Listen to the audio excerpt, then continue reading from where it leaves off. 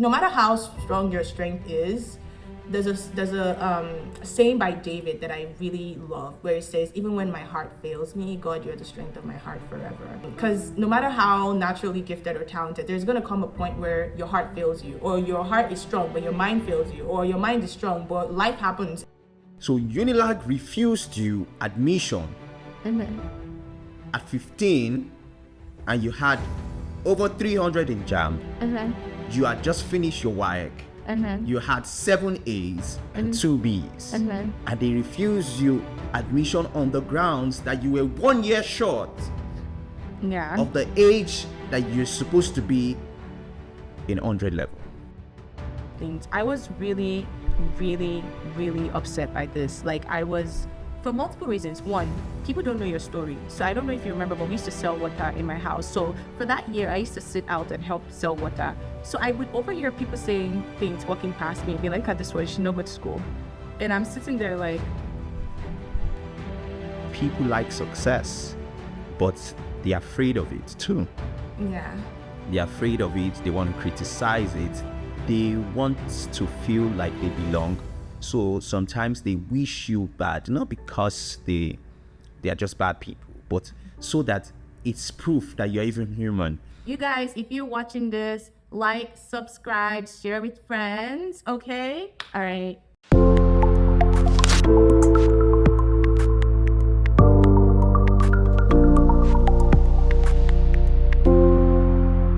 Hello people, you're welcome to another fantastic episode of Live Moments with Timi. I remain Oluwa Timileyin Ayekiton, and it has been a great week. I hope you've watched other episodes of this season too, because it has been going from grace to grace. It has been all beautiful all through. And today I have another wonderful guest. Some days ago, she had a birthday, and I posted and I wrote baby, and I wrote, if you know, you should know. And people thought maybe it was baby, like baby, an endearment, but really it's baby, like literal baby, because growing up, we used to call her baby because she was the last born of her family, and she was the teddy bear around. Without too much introduction, I want you to welcome my guest with me. Her name is Peace Odiase. Hi, thank you. Hello, thank Peace. You. It's so great to have you. It's so great to have you. So I want you to also do justice and introduce yourself the way you want to be introduced. Okay, well, hi everyone. My name is actually Peace. It is not baby, but since I have tried so hard to get everyone in my family to stop calling me baby, and they have refused. You didn't try. I didn't even know you tried it. If you had told me, maybe I'll have stopped. No, I tried. My brothers, I actually have this memory when I was in high school or secondary school in Nigeria, and we had inter-house sports, and my brother literally came to find me, and you know, inter-house sport, everyone is there, was walking across the street screaming, baby, where are you? Everyone was like, who is he talking to? Who is baby? And it's funny because I was like head girl, so it was like baby, head girl. No, which of your brother? No, sir, for sure. That's my first, like the firstborn, the big brother, by wisdom. So I've given up the try. Okay, yeah. I didn't even know that you. So, hey, Peace. It's good to have you. Thank you. It's so good to be here. Yeah. Peace, I want you to do a quick background for people. Okay. For people that, because you'll be surprised that in some quarters you are famous.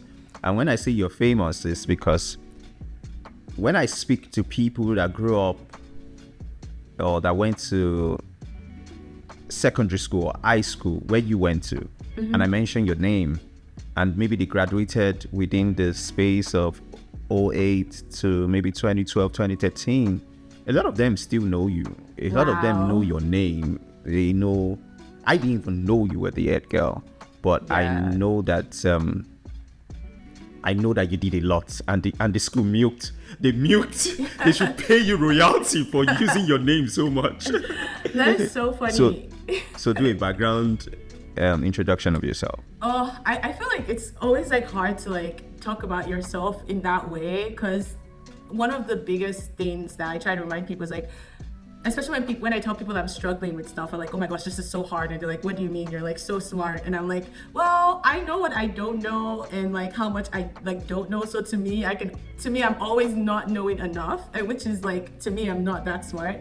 But for a background, so I went to Krista Primary School and Starfield Secondary School. Yes, I was the herd girl. I got to be in the national debate with my school, did a lot of like competitions. We won the national debate championship, and that was an epic moment in my life I'm never going to forget.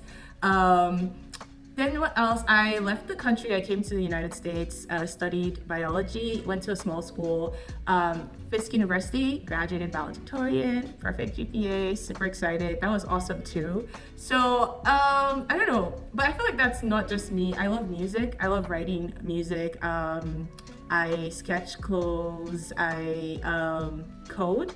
So I feel I'm a friendly person. So even though I was like valedictorian of college, I was voted the most friendly of my class.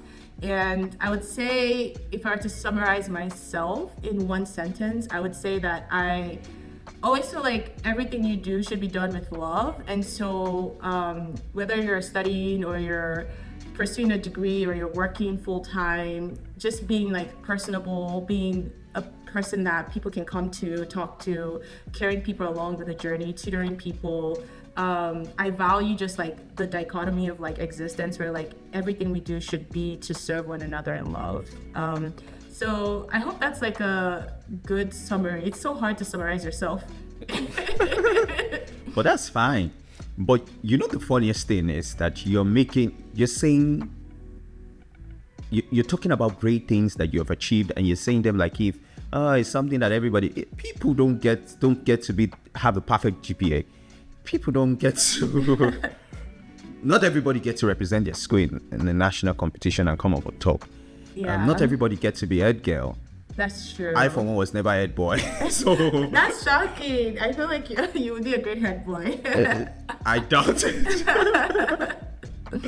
But what I'm saying is, it just shows that you've been able to achieve a lot with grace and carry it with grace too. Yeah. So it's good to have you on the podcast, because I also want to touch on things that maybe people don't really even know and people didn't really even touch on, because as much as I know that it is a fantastic thing for a child to be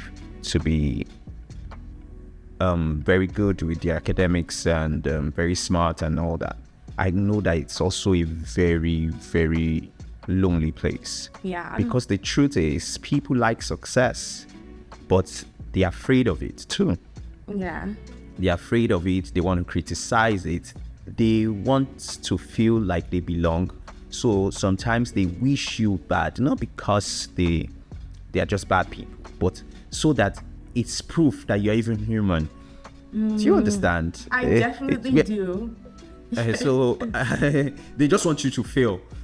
It's just like you do a test and everybody is getting like a funny score, and they come to meet you to know your score. They would love it for you to just, maybe everybody got 15 over 20. They would love it if you just got 14. So Yeah. it's validation for them. But when you get 20, it's like, oh God, this girl again. So I can imagine. So we would be touching on points like that. So Wow. for a quick summary for people that don't really know you, I know we've tried to do that. Let's start off from, I don't want to just go all the way to your childhood. How did you grow up in the Odiase family? Because most times that's how I start. But I want you to start with high school. I remember the day that you were maybe going for common entrance, or you had just gotten an admission into secondary school. And I can't remember what it was, but you were with Nosa, which we call Wisdom, or who we call Wisdom. I think you were in my place. And for one reason, your age came up, and you were 8. Yeah. I don't forget. Wow. I did not even need to prep that, because I remember asking you that, how old are you? And you said 8. And I was like, 8? Yeah. I entered secondary school at 11. Yeah. And I still even felt I was early because I finished at 16. Yeah. You were entering at 8. And I was like, whoa. How did that even happen? Or how did you feel in that space? Because I'm sure people in your class, yes, your time, people were younger even in that class. But I know that people were still a minority, 8-year-old and GS1. So yes, firstly, I don't remember that. So it's amazing. It's always fun talking to people that remember like parts of my life that I don't remember. I think it's so cool. And I do want to just take the time before I go in to appreciate the perspective you're taking on this, because I actually don't think I've ever shared this perspective of my life before, like the loneliness to it, or like the shock to it, or things like that. Because a lot of people just like, when you're someone that produces success, they label you that way. And if you say anything like negative, or like you mention you're struggling, I've had people just say, sure, yeah, you're struggling. I'm like, but I am struggling. And like, this is difficult for me. And so I'm very thankful that you are, talking about this. So to answer your question, according to my mother, because I don't remember a lot from like being a baby, when I was a kid, apparently I stressed my mom that I wanted to start school when I was 2. So every day I would go to her, I want to go to school, I want to go to school, I want to go to school. So eventually they were so tired of me being like, I want to go to school, and they just like, go enroll this child in school. So they enrolled me in school, and I did so well that I actually got promoted from kindergarten to like nursery 2 or nursery 1. It was so funny because I was just doing so well. I think part of that is twofold. One, obviously, is probably like a natural proclivity for things. Like my dad, is an engineer, my mom's a nurse, and I feel like we grew up in an academic home. But also my siblings, I feel like part of it might just have been wanting to belong. Like they were always going to school, and I was just stuck at home. So I just wanted to be part of like the clique. I think too, that's probably what my brain was doing. But after that though, I really just loved school. So much that I even had to like surrender it to God. Like, God, this is like an idol in my life. Like I just absolutely love school, which is so weird for like a child. Yep. But my mom used to say that that when I was a child, like she would have to force me to stop doing my homework to eat. So she'll be like, Peace, stop doing your homework, come eat. And I'll be so frustrated. Like, can I just do my homework and you leave me alone in peace? This part is not great, and I'm probably embarrassing myself, but one of my, how people talk about like their traumatic memories. For some people, it's like, my parents flogged me one day, that this. For me, I remember so clearly, there was a day my mom punished me, and I was in like SS2. She took away my homework, and I never forgave my mom for that. I was so pissed. I reminded her when Can you imagine? She took away your homework. You're joking. It's actually funny, like it's so embarrassing, but like it actually hurt me so much. I reminded her when I graduated college, I was like, I have this memory that you did this to me. And she was like, what? like serious? It was so dumb. That's every child's dream. You took away my homework. Wow. Thank you, mommy. I was so hurt. I remember that because like it was math. I really loved math. So like when I took the SAT to come to America, I had a perfect math score, and it was negative marking back then. But I really loved math, and I remember doing math, and I woke up in the middle of the night at like 2 a.m., 3 a.m., and I was doing my homework. And my mom had told me to like do some chores, and I didn't do the chores. So she went to check on the chores, and I was awake at 2 a.m. doing my homework, and she was like, you didn't do the chores, and you're doing your homework. Bring your homework. You're not going to do your homework. And I was devastated. I was like, how do you punish a child for doing their homework? So you see that punishment really is relative. Yes, it is. I'm telling you, because you take away a child's iPad to punish the child. You tell the child you won't play. They took away your homework. Your maths homework. Yes. As punishment. Mm-hmm. Oh God. That doesn't happen in every home. It is actually quite hilarious thinking about it now. Like, obviously I have a broader perspective of other people's lives, and I'm like, yeah, this was kind of weird. My parents are probably like, what kind of child is this? I can imagine. But so entering secondary school now, young age. How did you even navigate that space? That's really what I wanted you to drive home. Well, I would say like I was trying to pick my words carefully, but you call it what it is, time and chance. I believe like time and chance, the Bible says, God orchestrates, and that definitely happened to me. I really loved my high school, my secondary school. So just for context, a lot of people don't know this, but after I took the common entrance, I did really well that the government wanted me to go to a gifted school for children. I think I had the best score in my local government. And my parents were like, oh no, she's too young. We don't want her to leave the house.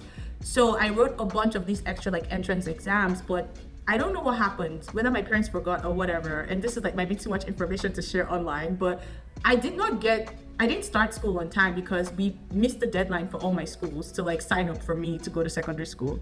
So I have this memory of my mom just talking to my second brother, IK, and she's like, IK, just walk, and there's some new schools here, go there, find out a school that's gonna take peace in. So like I was really uncertain. Like I was just sitting home. School had started. It was like 2 weeks in. My brother and I were just walking. Showed up at like Starfield at the time. It was a very new school. We walked in. We're trying to find the director, and we're like, my sister needs to start a school. And the guy's like, classes have started. So I'm like starting so anxious and so nervous, like sort of like out of place. And he was like, okay, well, are you able to take the entrance exam right now? And I was like, yeah, for sure. I can take it right now. So he gave me the entrance exam. I took it on the spot. I did like so well. He was shocked. He was like, what? They scored everything. He was like, yeah, you can start school. So they were like, you can start school. I think whether it was the next day or like the next week, I don't remember. I went home. I was like, yeah, I have admission. I can start school. So I started classes, and my school was a school that kind of like divided you based on your ability, so that for the sake of pacing, so teachers are not like pacing too fast ahead for some students or pacing too slow. And I remember walking into class that day, and so my class was the A class, so people like who have like a high pace, and all the students were like, this class is full, oh my gosh, like you can't join. And I just looked at them like, the director said I should come in here, but like they're already started session, they knew that they're in the A class, whatever. So I went in and like put my bag down and just sat there. I had to like copy notes because I missed a bunch of like classes.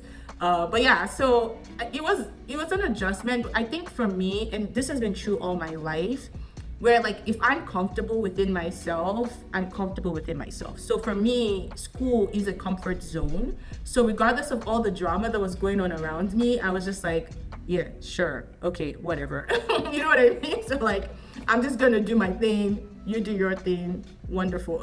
So that's kind of like how I would say and handle that. Yes, there were negative experiences. Like for example, I felt like excluded when the girl said that. And when I was younger, I struggled with dealing with negative emotions. So I used to repress my emotions a lot, which is probably not a great idea. But it got me through like high school, secondary school. I just like pushed it down. Like we're not thinking about this really bad. I had to like sort through all those as an adult. But yeah, I think like, yeah, I just like focused on my strengths. And I had the favor of teachers after a while because, teachers recognize that you're doing really well in class. So I just like balanced myself and the friends that like I was able to like make. And I don't know. I don't know if that answers your question, but... See, I'm fine with that. Because it was recently I found out that I'm saying Starfield because we're not saying anything negative about them. Yeah. That they had these A class, different class to pace people. Yeah. I think it's a fantastic idea because... At the same time, it's also good that children engage in competitions and all that. But I really think it was a fantastic idea. Or it is a fantastic idea. I don't know if they still do that. Where a child, when you know that these children are A students, you put them together, and like that, just so that there's no, everybody, the teachers too can follow the pace of the students and care for them within their states. Starfield was, honestly, I would never say anything bad about Starfield. Starfield was honestly a gift from God for Minus me. The fact that they've not paid you royalty. We'll continue. It was a gift from God for me because like they also had this huge emphasis on math. So like I was able to like take all the math I wanted in my lifetime. Like we used to have 7 a.m. math classes like in like year 7 through 9. So like it was 9 through 12. Oh my gosh, like living in America for so long, I'm forgetting SS2, SS3. I'm so embarrassed, sorry.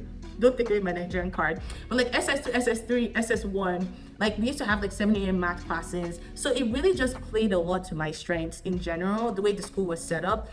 And the competitiveness for me, even though at the time it was stressful, like I used to have guys say, I know back then people were weird. So guys would say things like, oh, I remember literally walking into a session where there were guys sitting down and the guys were literally saying, how can you allow peace to beat you in class? She's a girl. And I was just like, what?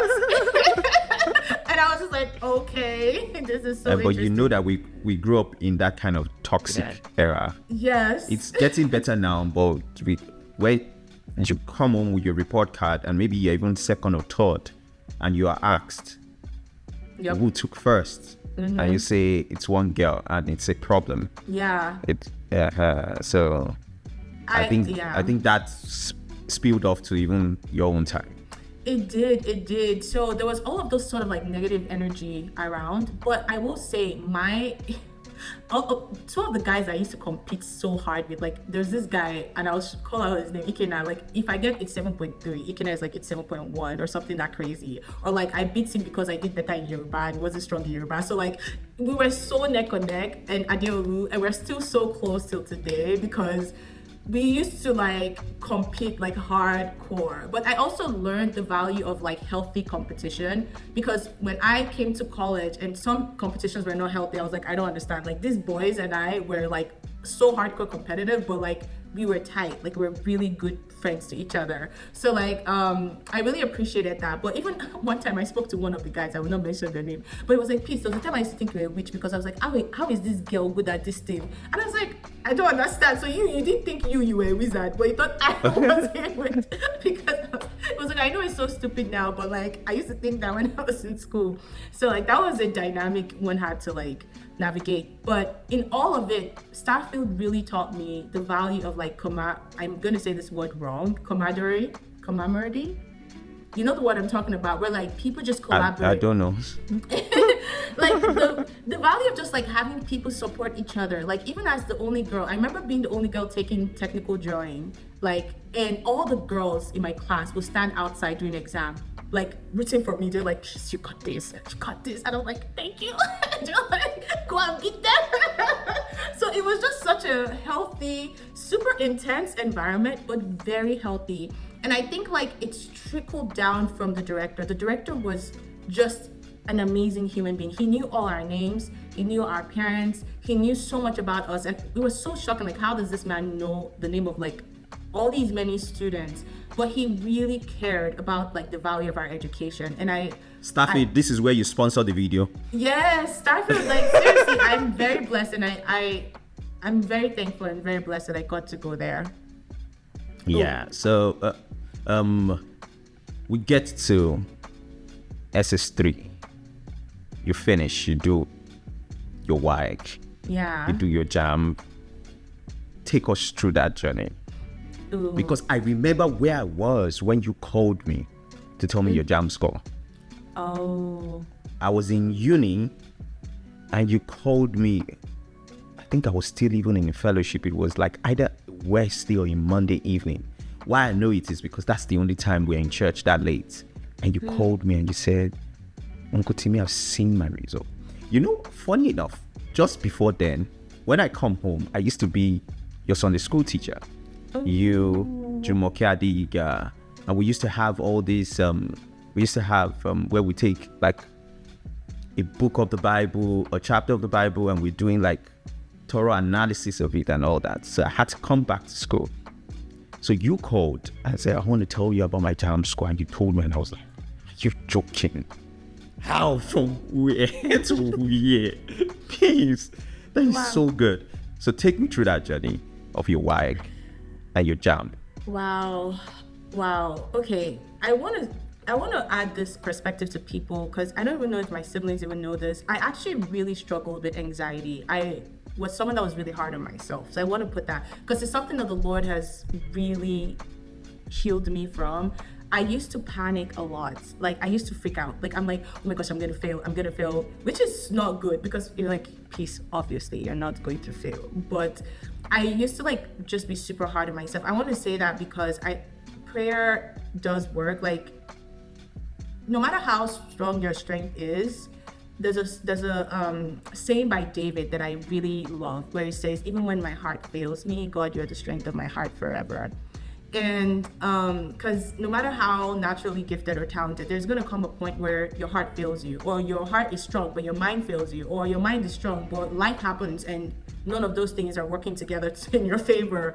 And I will say that all through this, I remember praying so hard, and I remember, and I'm going to give God credit, I was like, God, I just want to get this score, this type of score. If you could just give me this type of score, I'm really fine with. And I don't know how comfortable I am sharing all of this, but like, even just in the process of studying, like seeking wisdom from like God, like from a young age, I don't know why or how, but I just always used to lean on that help a little bit more than the average person, I feel like. So I'm not like studying 24/7. I'm definitely like trusting a lot 24/7 and studying my hardest, because again, there is something beautiful when you are in a spot that lines up with your strength. And I always want to say, because there are people who are doing amazing things in other parts of like life, like music or things like that.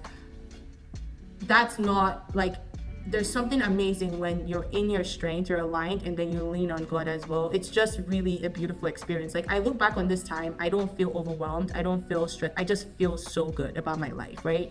And I say all this to say that regardless, I don't know who else is going to listen to this, and I don't know why I feel like encouraging people, but like, regardless of what your strength is, like, even when you feel weak, in your weakness, right, God's strength is perfect. Like, always just like lean on him. Like, I feel like he's always there to like help. Okay, so fast forward to the question you had asked. Wyack and Jam, sorry. I just have to preface it because I don't want people thinking that, oh my gosh, she just always knew what to do or things like that. I had like asked for like a 300. I was like, I want to get like a 300. Like, can you please just give me like a 300 or above? And I think, okay, even though I didn't know it at the time, now, you know, people release books on this where it's like, set an expectation, right? Work towards a vision, right? You set something and you're working towards it. So for me, like, there was this like very clear perspective, like, this is what I want to get on this exam. There was no like, oh, I'm just gonna go take this exam, whatever happens type situation. I was like, this is my goal, this is what I want to get. And then that sort of like organized my strategy, like how I studied. So when I studied, it was towards that goal sort of thing. I would not lie that, again, things came easy for me for first perspective. So I was doing a lot of like practice questions. Yeah, I don't know, it's kind of hard to explain it beyond that. I took the exam, I saw the score, I was very happy. So wait, your WAEC. Yeah. What did you get in WAEC? So I had 7 A's and 2 B's. I had a B in English, and funny enough, I had a B in biology, which is crazy because I studied biology in undergrad, but I had a B in biology. Okay. Yeah. So that's for context sake, for people thinking, why am I shouting? 7 A's, it's not B's. Yeah. So then your first jam score was what? It was a 300 or 300 and something, definitely like 300. Yeah. I can't remember the figure right now, but I remember you telling me, and I know that it's around 300-ish. Yeah, because only 1,000 people got it in the country. I remember that much. Okay, so because I know that fast forward, you wanted to do medicine. Yes. In Unilag. Yeah. Right? So we're in Unilag right now. You've gotten the perfect score. You did the post-UME. Yes. Because I know that was the time post-UME. Yes, you do post-UME. So you did post-UME. Yeah. And you smashed it. Yeah, I was number 8. Like, I was like number 8 because they ranked you by your score, and I was like 8 amongst like everyone that took the post-UME. And so I was like, whatever that percentile is, 99 percentile or something. And I wanted to register for exam, and I was told that I was too young to start this school. And we tried everything. Like, we talked to people, we were like, dude, like, she was head girl, like, she's mature enough. Like, all my classmates went to university. Wait, before you go that far, okay. For context sake, how old were you? I was 15. You were 15? Yeah. Unilag, I don't know what to say, but we'll come to you. Yeah. So Unilag refused you admission at 15, and you had over 300 in JAMB. You had just finished your WAEC.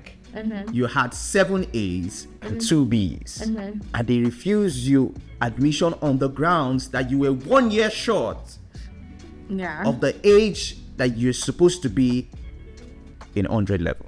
Yeah, that doesn't really make much sense. I was shocking. What I even right now thinking about it, it makes absolutely no sense to me. Yeah. Because I could imagine how you had to wait 1 year. Oh, this is such a good space because this actually starts to bring in a lot of things. I was really, really, really upset by this. Like, I was, for multiple reasons. One, people don't know your story. So I don't know if you remember, but we used to sell water in my house. So for that year, I used to sit out and help sell water. So I would overhear people saying things walking past me and be like, look at this one, she don't go to school. And I'm sitting there like, okay. And it really was annoying. And at the time, you know, in Nigeria, we don't really talk about our emotions to our families. It's kind of weird. But I was really feeling really sad. Like, I was really sad. And of course, like, my parents are trying to figure out a solution. You don't want to add to the burden. I was feeling really sad. I felt really upset. I remember talking to God and I said, I don't understand. What more do you want me to do? Like, I've literally done every single thing right and I'm stuck here. And it's not like the jam could carry over to the next year, right? It was like, it was gone. All your work was gone. The jam was gone. You had to write it again. Yes. So to me, it was an humbling process. Yeah. The truth was, I think I can remember coming home and seeing you at home, knowing the fact that you had to write this jam again, and not because you failed, but because you were too young. It broke me, I won't lie to you. Wow. Because just looking at you, I saw the way you carried it with so much grace, but I knew that you were feeling it because your friend had gone to school. Almost all your friends been in uni. Yeah. I would tell you that I know of people that had to go and forge their age. Yes, yeah. And do an affidavit to increase their age by just a year because of your situation. Because they didn't want to, their parents were thinking they were being proactive. And I was like, no, don't do that. They were like, no, can you see what they did to that lady? No. Their child won't go through that. And but there was no way. But I saw the way, because the truth was, your family had that option. Yes, we did. My mom's a nurse. Yeah, she could have easily done that. It's not even a nurse thing. You would have walked into an I-court somewhere at the corner, get somebody to do an affidavit. You swear an affidavit, and you would have given yourself an extra year. Yeah. In fact, we know that's where the whole concept of official age comes in, even in the Nigerian sector. Yes. I want to shout out. Oh, sorry. Go on. But the doggedness to stay. So we have to shout out to your parents first. Yes. The doggedness to stay and say, no, we've taught this girl in the way of the Lord. We will not, because of this. I want to unpack, because I want you to have your time to talk. Because I remember talking to your mom. She might not remember this, but let me not even drop that yet, because I want you to go further. Then I would say what I said to her. That did she even think about it? Did it cross her mind during the chaos that God was planning something? And she was like, I didn't see it. She said she didn't see it. Yeah. She was just, let me do right by what I've taught this girl. Yeah. And I really honor my parents for that a lot. But I'm gonna tear up. I want to shout out my second brother in this span, because I remember he was the only one, I think, at the time that actually walked up to me and said to me, and I remember this because I think I was in his room. I was just laying down on the bed, like doing nothing. I mean, there was nothing to do. I had nothing to do. And he just looked at me and was like, peace, I know nothing is working out, but don't worry, trust God, everything is going to work out. I mean, I'm paraphrasing what he said. I don't remember exactly what he said, but it was just like he spoke to Shout outs to Ikowosa. Yeah, he spoke to my emotional distress at the time. And I remember just like, in that moment, you know, when you go to church, they teach you things like, well, will you die for God? Will you do this for God? Will you do this for God? But it became real for me. Like, am I willing to sacrifice, in a sense, because people don't understand. It's not just that you did well in school. It becomes your identity in a sense. Like, it's like, this is who I am. I am the academic. I'm the person that should be like, oh, I'm in school doing all these great, wonderful things, yada, yada, yada. But now, in the past, me and God have been walking this path where he's been my strength. And all of a sudden, it's like a fork in the road where, am I going to stick with him? Am I going to stick with this other side of things where before they were together, but now it's so obviously separated. Like, God would want me to do this, but this is what we've been working towards, right? So why can't I just continue without him, in the sense, like, he has already brought me this far, let me just be going. So in my own mind, I was like beginning to realize that you can walk a path, and then, you know, there are certain times in the world. And that moment, my family, I remember we were all in my mom's room. We called our dad and we're all talking about it. What should we do? And as a family, we agreed. And I was so young, so I don't even think I had a say in the matter, to be honest. But I remember just sitting there and thinking, what are they going to say? Because to be honest, I was willing. If they said, let's go and swear the thing, I was like, God, I'm pissed out, right? But then we decided and we were like, oh, let's not do it. So I was like, okay.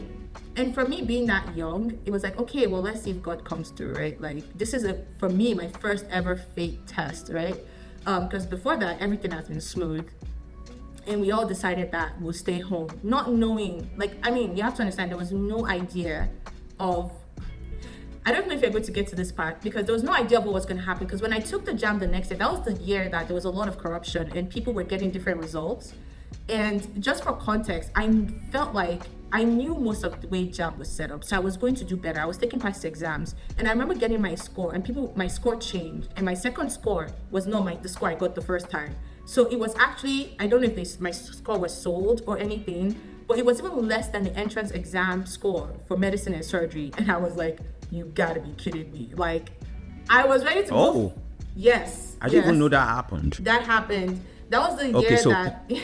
So your first score, the second year was what? 248, the second year, which was less than the entrance for medicine and surgery. But you said it was changing.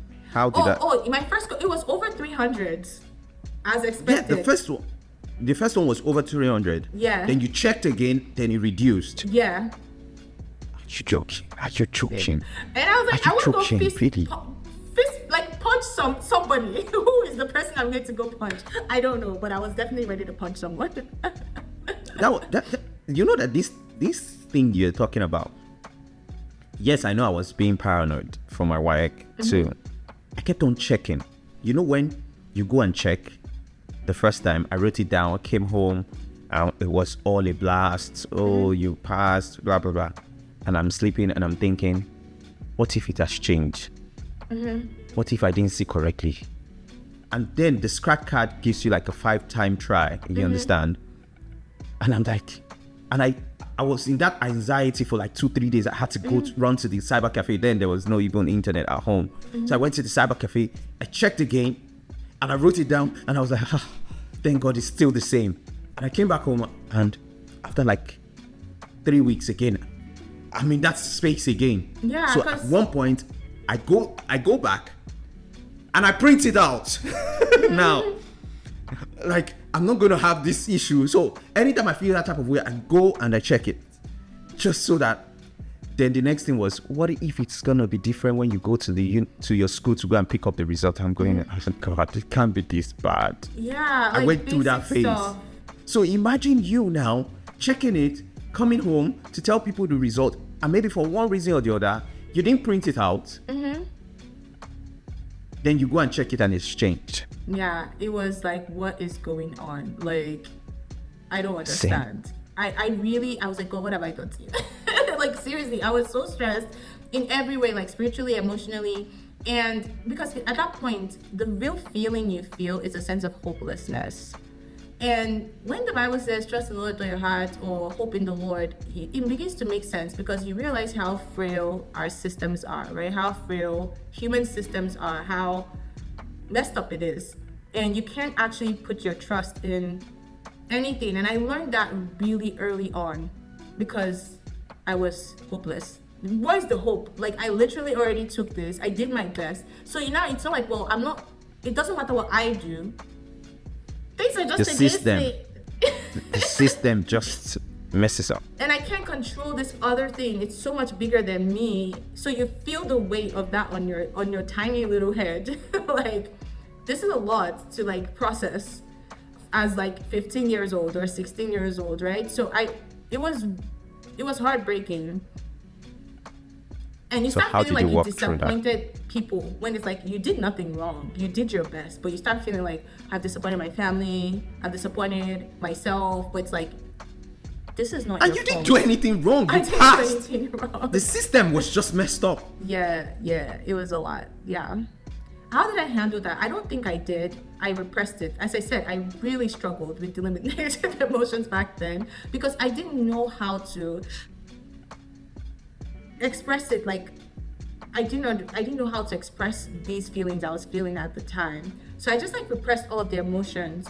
And I remember my mom, she came home one day. It was, again, time and chance, which one thing I have learned in life is it doesn't matter what things look like. You're not in control of time and chance. Tomorrow, anything could happen. Tomorrow, an opportunity you never, ever thought about could, because I never considered schooling out of the country. It was never something that I was like, oh, I want to school out of the country. I never thought about it ever. Even in the midst of the struggles, I still didn't consider it. I just thought, oh, no, God will make a way, type situation. And I also want to point the fact that during these processes, my family and I were constantly praying, right? Constantly praying, God's going to make a way. You're constantly believing. And each time you believe and you get slapped with one negative, result. And so literally your faith was getting like stretched thin.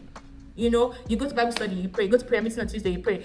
Friday video, you pray. Oh, tomorrow the answer is going to be fine. God's going to do this. And like I said, it taught me the foundation of, because I came here myself, right? And that taught me like, wait it out. You have to always wait it out.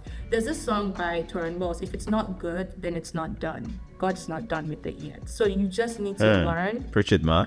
to wait it out sometimes. But it was hard. It was really hard. So anyway, my mom came on one day and she was like, I think she had run into a student who went to my undergrad.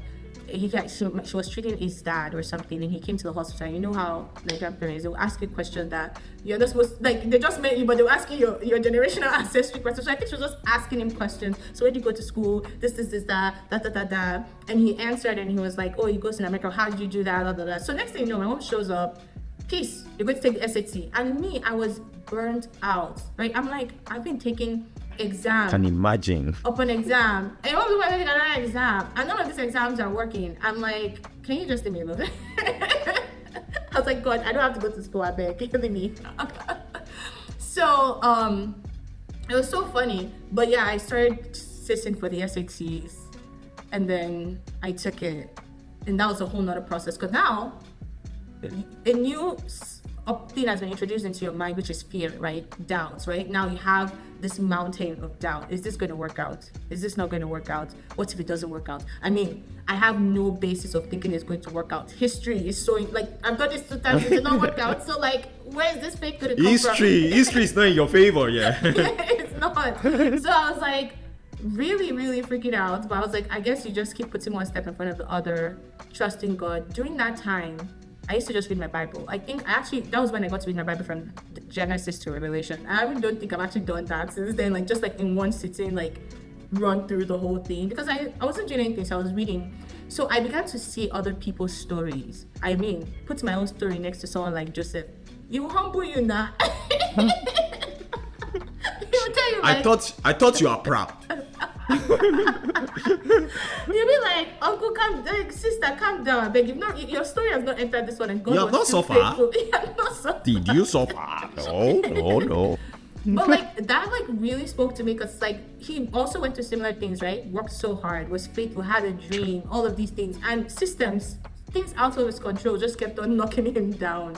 But God was still in the middle of it, and so during that time, something inside of me began to light up, like. Really, truly, I think that's when faith began to light up, because faith really is the evidence of what's unseen, right? It's like you begin to believe in something that you can't see. So now there was this extra thing coming up in me versus like my brain focusing on, this is what the math says, this is what the logic says, this is what history says, this is, the situation, versus like, but now there's like, but I see it a little differently. Like God took this person through the situation to build this character, to do this thing. And so I started really developing faith, and from that started being strength. But there was still doubts, mountain of doubts. So I just want people to know these two things were coinciding together, and I was constantly doing like this. One day I'm in faith, the other day, God, I can't do this anymore. Why do you hate me so much? Why are you giving up on me? And then I said, God is in control. He's going so hard. I was dancing between faith and doubt. But yeah, so I took the SAT, applied to schools. And of course, my dad is like, if you don't get the full scholarship, you're sitting down in your house. So also that was an extra like mounted pressure, right? Because who's going to pay $40,000 a year for you to go to school? So the whole point was to do it, get a good score, and get a scholarship. That was the plan. Yes, I had to, because my siblings were there was all no other way in school at the same time. So it's like, no, that's not gonna happen. So that was also shout out to your pressure. dad. We used to hail your dad. He had 3 kids in Covenant University at the same time. Yeah. We used to say, that was some sort of investment. Yes. It was, and yeah, so there was that pressure. I'm not gonna lie, I felt that pressure though. I felt it. I felt the pressure because it was like peace. And I don't know that anyone else understood it too from my perspective, because it's also my future, and it's like you feel lack of control over your future. It's weird. It's like you say you have a dream, you've worked so hard towards your dream, but then you keep showing up and you get nothing, like it's blank. It was a very weird mental space. And then now you're trying again, but then you're feeling this pressure. And I want to shout out to my mom. I feel like my mom definitely, she was dogged. She was like, get your butt up. I remember when I was studying for this, my mom was like, nobody should disturb your sister. Everybody wash your dishes. Because I was the last one, so I'm not necessarily wash dishes, do this. Mom was like, if I hear that people are stressing her, like, people should leave her alone. So she really just like, she was a really strong support system at the time. And even I went to challenges later on, and I was even telling her recently, I was like, I appreciate you. I always tell my parents, if they do something I don't like, I'll tell them, I'll say, Daddy, I don't like this, But if they do something really amazing, I think we should tell them, like, I really appreciate you for sticking by me through such a difficult time, right? Like, and she did, like, she really, was like, you can do this. And I could see that her own faith too was not like it was 100%, on the mountaintop type faith, right? She too, she was like, God, why? Like, what's going on with this daughter? Like, she's done so much.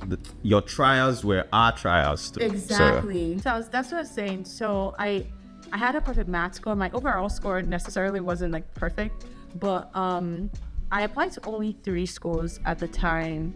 And then it was one of the things where on the website it said, if you get a score above this, you're eligible for this scholarship. But I didn't hear anything from like one of the schools the school I wanted to go to, because I applied to 2 big schools and then one like school that wasn't like as big, and the other 2 schools required me to take another exam. And at that point I was like, I'm done.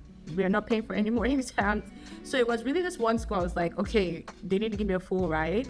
And I didn't hear anything. I think it went past their deadline. I didn't hear anything. So I started calling. And I remember just calling them. And obviously, the time zone difference. So we used to call at like weird times. And I was with my brother and it was like, just call again. I called. And then I remember the lady who answered, she was like, oh yeah, of course, peace, you got the scholarship. I was like, okay, I haven't heard anything. And it was a Wednesday because I knew my mom was at Bible study that day. And my brother was like, okay, don't tell mommy. When mommy comes, just tell her you didn't get the scholarship. Which we did my mom's job, oh my God. So my mom came, my mom was like, how did it go? Because I think we were all supposed to go to Bible study, but because of the call time frame, we're like, we're not going to go. So we stayed behind. So she expected that we were supposed to have called. So when she came on, she was like, how was the call? What happened? So my brother was like, only called, baby didn't get it. And my mom already went to her knees on the bed. Go on, put that head on the bed. I was like, Mommy, it's not true. I got scholarship. She was like, really? You people are not serious. So it was so funny, but everyone was so happy. Then, I had to go get my visa, and everything was so fast-paced after that. I had to start packing my stuff. But it was a beautiful thing. Yeah, and you asked me which brother did that. It was Brother Wisdom. let it be known. He was the one pulling all the shenanigans. Oh God. See, you know why this story is so good and it's so great to hear, because I know that I said it earlier in the video, and I want to come to it where I said I had a conversation with your mom, and your mom, I asked her, I was like, did you see this coming? If someone had told you 1 year ago that God was planning something in this delay, and it will all come out to be a testimony, she said she didn't see it. And I saw her vulnerability at that time, because your mom is a strong woman. Forget, we see her as machine gun preacher. So I saw the fact that someone can hopelessly, in quote, trust God. And that did it for me. I won't lie to you, because whichever way the story had turned out, it will still look like a testimony. So the previous year, you got admission, you got a good score, you got admission, it was so good. All your siblings were in Covenant University paying a ton of money. Now you're going to a federal school, you're not paying as much, you're studying medicine and surgery. Everything would have made sense. It would have been, God planned our life, it's so good, but not knowing that was not even the best of God for you as at that time.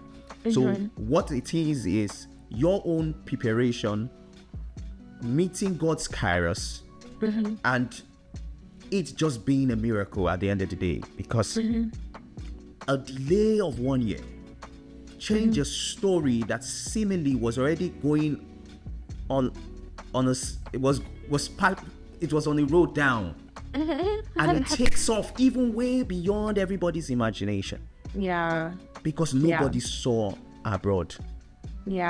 It was not even on the table. It wasn't. Now we are talking about a full funded scholarship, funded to the T, to feed in. My God. This is taking me back, and it's just really, it's encouraging even me hearing it, right? Because we forget. We forget, and it's fine. We forget, and that's why the Yoruba people say, if a man can think, he can praise, or he can thank God. Sometimes it is good that we think. Where I say this thing often, where somebody is complaining, like maybe of a job, and I'll be like, you're complaining of this job that you prayed for, because you really prayed for this job. When you got it, it was a testimony. Now you're complaining. Yes, I get that you can maybe have had enough and all those things, but let's not forget. Or sometimes you feel, I deserve more. I'm like, what do you deserve? Who says you deserve more? Because really, as at even what you are getting, you should even be grateful. Oh, don't get me wrong. I'm not saying that you should now settle for less and all that. But I'm saying, when you think back, you see where God has picked you up from. It's always a thing of thanksgiving, because the truth is, you're not better than the person that is saying it worse. It's just God's grace. It's just God's mercy. And even the seemingly things that you think you have done in getting you there is still God's grace. You touched on something, and I didn't want to cut you short when you were talking. You were talking about the fact that it's like you played to your strength. It's not. I want to put it in perspective, in the sense that I want to say it is playing to the grace God had supplied. You already see a lot of people. I won't say us, because I don't belong to them. A lot of people want to go in a direction and ask God to supply grace. While some people just flow in the grace of God. So for someone that already maybe sings well, or he's good with his hands, he's good with instruments. Then you now hear that he's a very good musician, he's using all the instruments. What he did was, this is what he had loved, this is what his hand can do, and he has just poured himself into that. Is he doing the hours? Yes. Is he giving the time? Yes. But it's not like work for him or any longer, because he's playing into the grace of God that God has already supplied. But you don't like music, you cannot hold a guitar, you cannot hold anything. You now say you want to do music because you hear it's the in thing. You're not playing to the grace of God for your life. Yeah, that is so important. Then it will be a struggle. So I know we've been talking for so long. I feel that because we've not even touched your life in America as a teenager. Part two. So yes, we can do that for part 2, because I'm thinking that if we start, I don't want to shorten it, and I don't also want this to just go so long like that. So let me say this now. In your journey, the journey we've captured so far, I know you've touched on a lot of things, that a lot of lessons and everything. But thinking about it, you're going to be doing 2 things for me. You're going to be telling me something that stands out. And you're also going to be telling me something, or a lesson or something that nobody even knows in all this journey. So what stands out? What is that thing that anytime you remember this lesson, this thing that you learned? And in all of it, what is it that nobody knows, nobody even knew, but you went through, and today you're who you are? I love this. Thank you for asking those questions. I think those are really great questions, because they're great for me to even remind myself of it, because life is still going. So looking into the future, peace telling peace. Something that stands out, I want to say something I held on to. There are seasons in my life where, say, I excelled in something and the next step didn't go as well as maybe I said I wanted it to go. And someone, this is actually a real story, I'd made a comment, but like, oh, look at you, but you're the one that did this, what are you doing now? And I remember responding to that person. I responded to that person back then, and I said, when I did all those things, it was Christ who strengthens me. And when I'm in this moment, it is still Christ who strengthens me. And I feel like, for me, I don't want to be like a preacher or anything, and I don't preach. But it's a safe space. There's a scripture says, if you hold on to your life, you lose it. If you lose it for His sake, you find it. If there's something I would say about, it's the one thing I learned to not hold on to my life.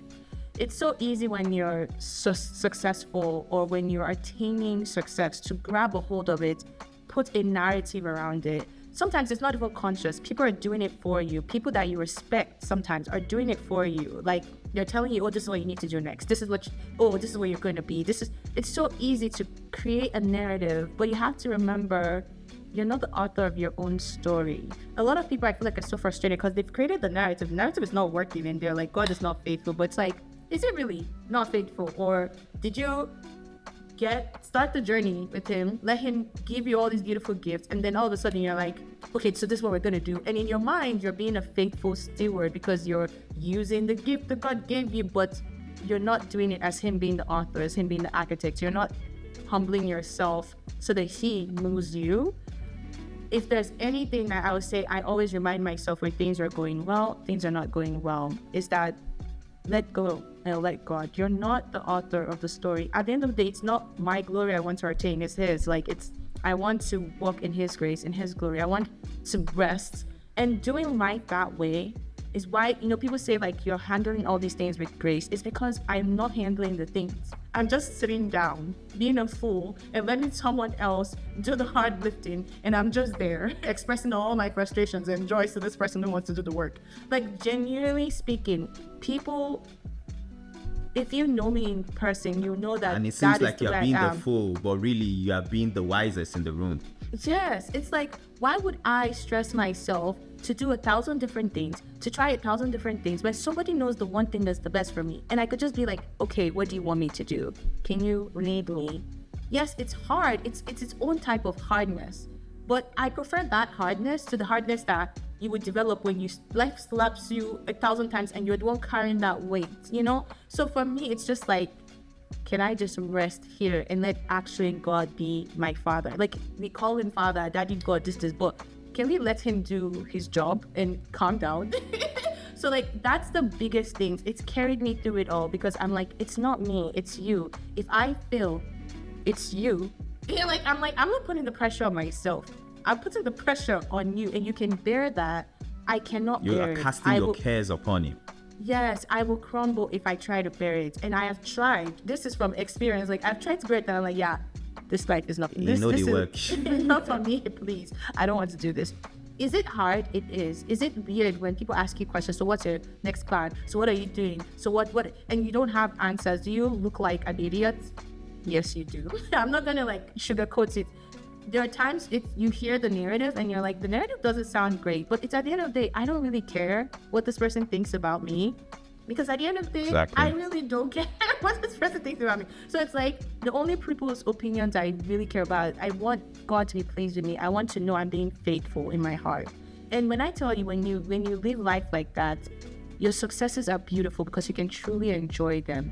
And your failures are not weighty because you're able to let go of them really quickly, because you're like, okay, I tried, it didn't work out, I'm gonna let it go, I'm gonna trust God.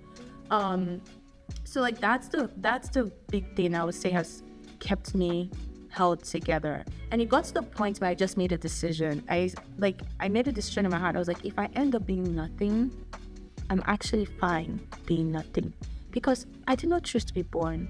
The air that I breathe, I did not work for it. My lungs that are working, I did not work for it. If nothing actually comes out of this existence of mine, I am 100% okay with it. And it doesn't mean I don't have dreams. I do, but it just takes the pressure of saying, that way I can live fully. I can be all that I am in a space. Because I don't have that pressure of like, oh, I have to do this, I have to be this, I need to be seen this way, I need to do this. You just be. We're human beings, not human doings, right? Be, rest. And that way, like, Christ can just flow through you. You're not like steering the ship while he's actually trying to steer the ship for you. I know it sounds very like lackadaisical. And the flip side of that is the second part, which where Solomon says, whatever your hand finds to do it all your might. That's just it. I don't try to orchestrate my life, but when my life is orchestrated, I show up 100%. I know some people don't do that. People, I'm saying it to you if you're watching this podcast, you have work, and you're like, it's just work. Even if it's nothing, even if the job is just you need to type A is equal to B every day, type A is equal to B to the best of your ability. 100% of the time, every single day, show up and be the best of yourself. Because Kairos one day is going to meet that preparation. Yes. I think now I'm even thinking, I'm thinking of, because I had a fantastic title just pop in my head through our conversation, and I don't even mind saying it on the podcast, where I was already thinking, a perfect life. No, a perfect score. Does a perfect score mean a perfect life?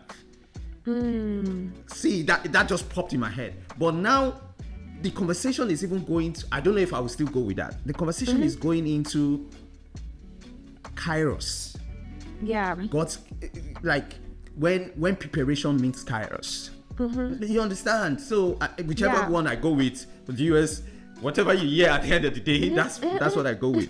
But because at the end of the day, I like the fact that you balanced it up, because if somebody had chopped up that side now, like maybe for clickbait now, and somebody will be like, imagine she said just leave, she doesn't mind being nothing, but she's telling you what she's doing is that she's not pushing her agenda.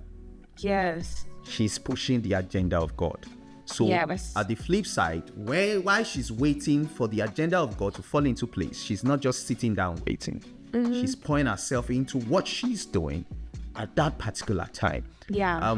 The episode 1 of season 2, we're talking about the fact that even if you receive the song from God, you feel God inspired the song and all that, then you've put in the work. Now you will publicize it as though it was not God that even gave it you the song, or the anointing of God is not on it. And you will pray and trust the anointing as though you didn't do anything. I don't know if you get it. Yes, yeah. Yeah. I get what So you're saying. You're pouring yourself, do your best to the best of your human ability. Then you go to God and be like, it is you that did it, and you have done everything. Do what you would do. You submit it to him. Because what some people do is that some people are quick to say, I give it to God, and don't do anything and expect that God is going to fall upon nothing.